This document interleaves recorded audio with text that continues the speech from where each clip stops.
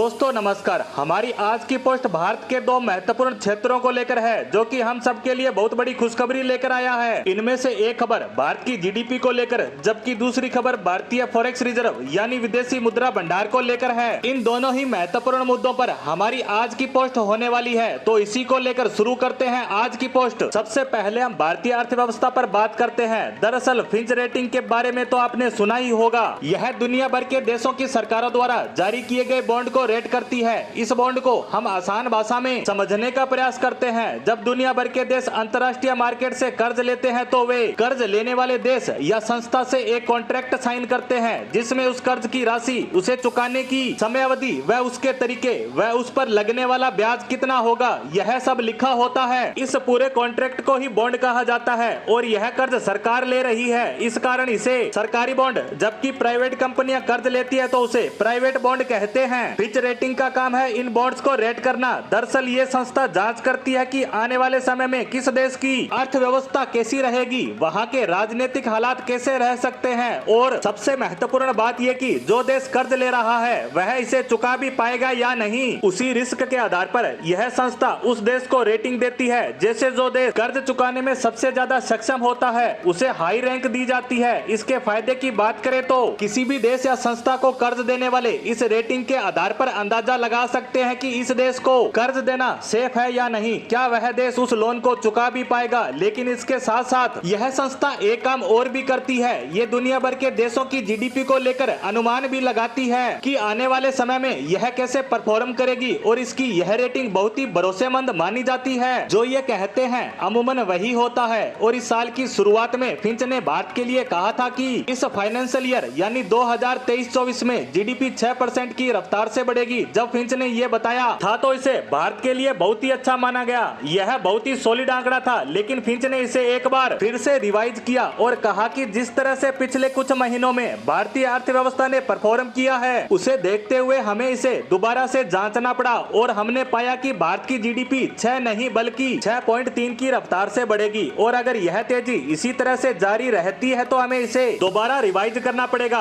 हो सकता है यह 6.5 या 7 तक भी जा सकती है। आपको बता दें कि जीडीपी में 0.1% भी इधर उधर होना मतलब कई सौ बिलियन डॉलर का फायदा या नुकसान होना। और इस तरह से भारत के नजरिए से देखें तो हमें बहुत ज्यादा फायदा होने वाला है। वहीं दूसरी खबर पर बात करें तो रिजर्व बैंक ने भारत के फॉरेक्स रिजर्व के आंकड़े जारी करते हुए बताया है कि यह एक हफ्ते में 2.5 बिलियन डॉलर यानी तकरीबन 16,500 करोड़ रुपए बढ़कर 596.1 बिलियन डॉलर तक पहुंच गया। और बताया जा रहा है कि यह आने वाले 2 से 3 हफ्ते में 600 बिलियन डॉलर के पार पहुंच जाएगा। यह कितनी बड़ी अमाउंट है, इसे समझने का प्रयास करें तो हमारा पड़ोसी देश पाकिस्तान 1-1 बिलियन डॉलर के लिए तरस रहा है, जिसकी घोषणा 1 साल पहले कई देशों द्वारा की गई थी। वहीं IMF भी उसे 6 बिलियन डॉलर देने की घोषणा 1 साल पहले कर चुका था और अब जुलाई 2023 में 3 बिलियन डॉलर देने की बात कर रहा है। अगर उसे यह अमाउंट भी मिल जाती है तो उसकी अर्थव्यवस्था को बड़ा बूस्ट मिलेगा और वह कोलैप्स होने से बच जाएगी। इस तरह आप समझ गए होंगे कि यह खजाना कितना बड़ा है। भारत की जीडीपी और फॉरेक्स रिजर्व भविष्य में इसी तरह बढ़ता रहेगा। इसी उम्मीद के साथ हमारी आज की पोस्ट को यहीं समाप्त करते हैं। धन्यवाद।